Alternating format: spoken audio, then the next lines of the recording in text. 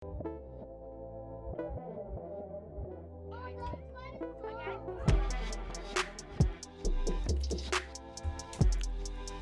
to the booth. Aqib Talib here with my co-host Harrison Sanford. It's Wednesday, man, and why did the Chargers punt that ball? Golly, we gonna get into that. Harrison, first, what we got for today? Oh, we got a bunch going on. We're going to get to a quick Tyrann Mathieu interview. The reigning Super Bowl champion has joining the show to talk about that Chiefs matchup and look ahead to that Ravens matchup. We're going to give your power rankings and your no-fly zone rankings, and we'll build a DFS lineup. But you're right. Let's get right to it. What in the world were the Chargers thinking? Harrison, that's almost like a tap out to me. Like, we ain't get it. It's 4th and 1. If you punt that ball to Mahomes, then it's almost like you just tap out. You gave up. You know what I'm saying? So I respect Anthony Lynn a lot. Excuse me. I respect Anthony Lynn a lot, but you can't punt the ball to Patrick Mahomes right there. He is Patrick Mahomes boy, man. You can't. You asking to lose the game if you punt that ball right there, man. You got to come up with your look, Harrison. In practice, we have plays. We have 2-minute plays. We have 2-point conversion plays that you work on all year, and you only use them when times like this come up. So this is a big division game, man. You got to bring out one of them plays and get that damn 1 yard, man. You can't punt that ball, man. I'm disappointed in Anthony Lynn right there. Yeah, the Chargers could have had back-to-back close wins. We had Keenan Allen on the show last week, and that would have been a nice way for them to kind of reverse the narrative around them when it comes to late-game finishes. But Exactly. Let's also talk about what Anthony Lynn said. He said that Tyrod should still be the starting quarterback if he's healthy. But we saw what Justin Herbert did. Who would you want to start if you're in that Chargers locker room? Okay, I'm going to put my GM hat, head coach hat on. Tyrod, he got hurt again. You know what I'm saying? That's his motto. He's a starter, he get hurt, he lose a spot. That's been his motto since he been in the league. So Tyrod, he gets hurt again. I can't trust Tyrod at my quarterback. So if my rookie come in, my rookie first round pick comes in, he throw for 300. He make great decisions. He competes and he goes into overtime with the Super Bowl champions and the best quarterback in the league. It ain't no question who my starter is. Now, that's me, though. It ain't no question who my starter is for the following week, man. But like I said, man, Anthony Lynn, his decision-making, I'm just not agreeing with it right now, Harrison. Mm-hmm. Well, I know you just played GM to lead. Maybe you could also be head coach to lead one day. But for now, just hold on to this podcast thing just for a little bit longer. Don't take any offers just yet. With that being said, I'm going to put on your analyst hat again. Did the Falcons play the watermelon kick correctly? I think they did. I mean, that's what you taught to do. You taught to not touch it till 10 unless you got a clear as day chance to just get it and no confusion. You know what I'm saying? So I think they played it right. If the ball's spinning like a top, that's not clear as day. So you like, man, do we get it? Do we not get it? Man, that's Coach Bones. Coach Bones was in L.A. with me, so I really got the chance to see how he run business, right? He live and die special teams. He got all kind of stuff up his sleeves. That's probably the biggest offseason acquisition for the Cowboys is Bones, the special teams coordinator, and Greg the Leg. That's what we used to call him, Greg the Leg, out in L.A. That's what we used to call him. But that's probably their best 2 pickups, man. And you see, look, they fake 2 punts, they don't get it. They kick a crazy onside, they get it, and they win the game for them. And on top of that, Greg knocked down the 50-yard field goal or whatever yard field goal for the game. So I love it, man. I love Bones. A lot of respect for what he do, man. I love the watermelon kick. Hey, listen, the Cowboys saved themselves from a lot of memes because those 4 fumbles in the first quarter were not popping. But on the other side, the Falcons, they can't get away from memes. They just cannot get away from giving up games. What happened on their end before we wrap up the Sunday Night Football game after that? On Atlanta, I mean, yeah, they I don't know if it's they change what they do late in games once they get a lead. I don't know what it is, but man, it's tough to play. It's tough to play with that lead, man. Almost every time a team get a lead in the first quarter, I'm like, that's almost good, especially if I pick the over. If I bet on the over, I'm like, oh, yeah, that's perfect because the team always come back.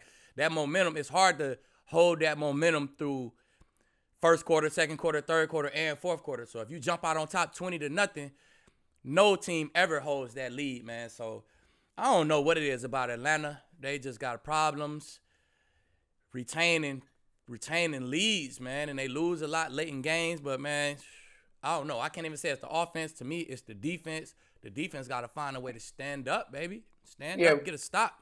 I'm sure Falcons fans thought when they got Dan Quinn that defense would be improved, or they would be better at what they do on that side of the ball. And maybe they are better, but they're not better when it matters. So that's a problem. And that's all that matters, Harrison. So exactly. That's a huge problem. I love how you kind of mentioned the over-under there. We're going to tap into that later in the show, but let's get to this final prime time or big time game from this past weekend. Sunday Night Football. Cam Newton showed out, but not maybe enough at that goal line.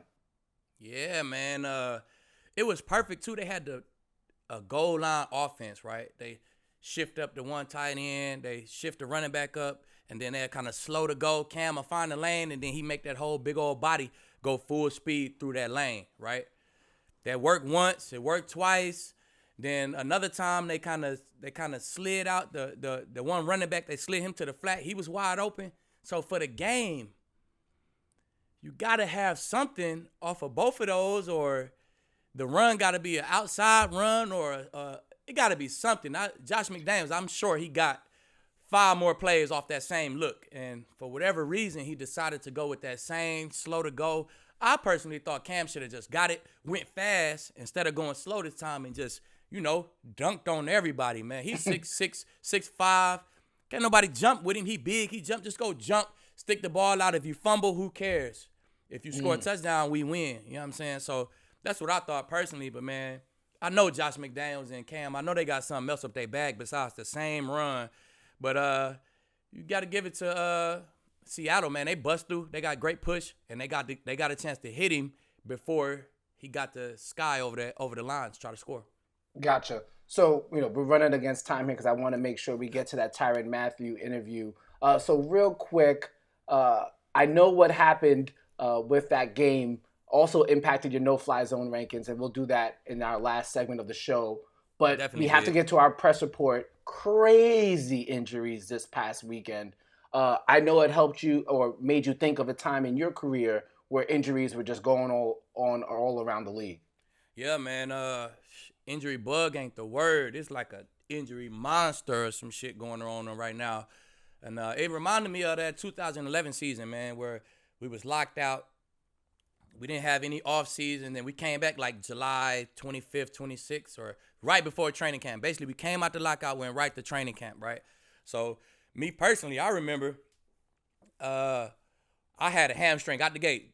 Day 10, day 11, boom, I had a little small tweak. I don't think I missed any games early in the season for it, but it was there.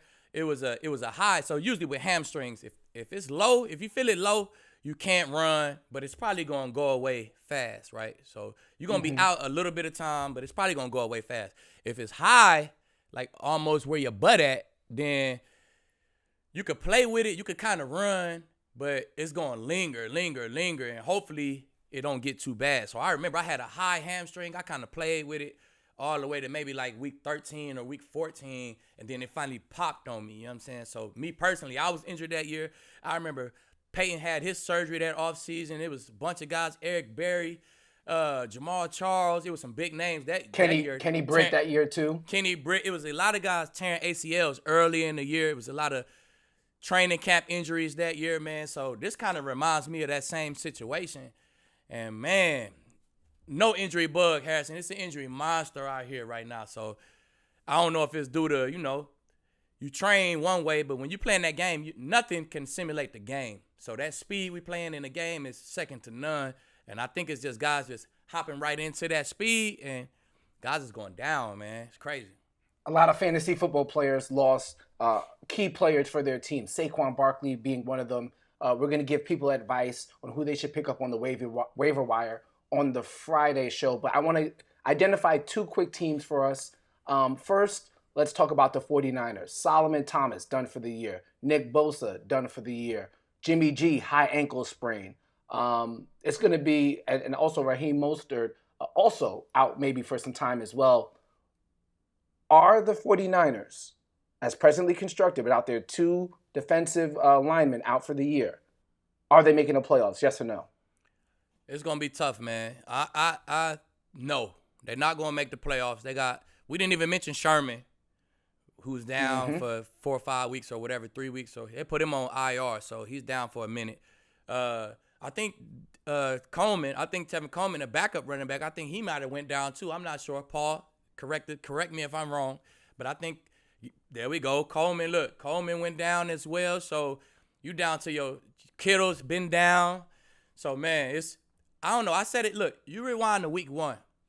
I said San Fran is gonna have something to overcome. I don't know. It's just hard to replicate that same productive ass season. It's hard to do it. And look, lo and behold, the injury monster has attacked San Francisco 49ers. They not going to the playoffs this year, Harrison. Yeah, and so it's going to be maybe time for maybe the Rams to come back and take that division. Yep. We'll talk about that in one moment. But first, you just released your power rankings yesterday on our social media at Call to the Booth on Twitter and on Instagram. We drop it every Tuesday morning. As soon as you wake up, scroll, you'll see it. Some big changes here. Chiefs are still at number 1. Ravens still at number 2. We go Seahawks, Rams, and Packers. The Saints dropped out, and the Packers move up to 5. Explain your decision there to knock out the Saints and to include the Packers. Well, I had last week. I had my top 5. Then about the teams that I was kind of up in the air about was the Patriots and the Packers, right? So the Saints lose, you drop out the top 5. The Patriots lose, you can't get in the top 5 if you just lost. So the Packers, y'all move up to 5. Seattle and the Rams, both of y'all just bump up one spot. Easy work. Easy work for this week. Now the no-fly zone had a bit more of moving around, and I can't wait to get to that in our last segment. But we got to get to our interview with Tyrann Mathieu coming up next with Call to the Booth. Quickly, what was your favorite part of the interview? With a Tyrann? Yeah. My favorite part, maybe. Just tease them a little bit. Just a tease. Let's say the outfit. We talked about clothes and the closets and stuff a little bit, just a little bit, but you know what I'm saying? Y'all will get to it. There we go. We'll be back with more Call to the Booth. Our Tyrann Mathieu interviews next.